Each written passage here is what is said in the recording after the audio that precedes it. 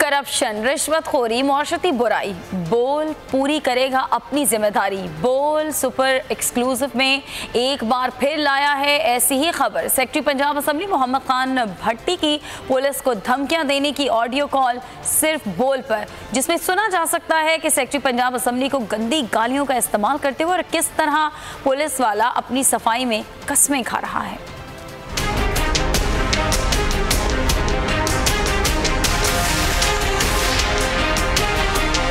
Police वाले हों ताकत के नशे में चूर या सियासतदान हो जाएं इखलाकियात से दूर, बोल रख रहा है सबकी खबर, कर रहा है मौशरती बुराइयों के पर्दे चार। ताज़ा तरीन बोल एक्सक्लूसिव में हम बता रहे हैं आपको सेक्रेटरी पंजाब असेंबली मोहम्मद खान भट्टी की कारस्तानी, जिन्होंने पुलिस पर दिखाया अपना ताव और सब इंस्पेक्टर बोसल चौकी को सुना दी बेभाव। बोल को मौसूल होने वाली फोन कॉल की ऑडियो में सुना जा सकता है कि किस तरह तहजीब याफ्ता नुमाइंदों की असेंबली के सेक्रेटरी तहजीब के दायरे से कोसों दूर गलीज जबान का इस्तेमाल कर रहे हैं। तेरा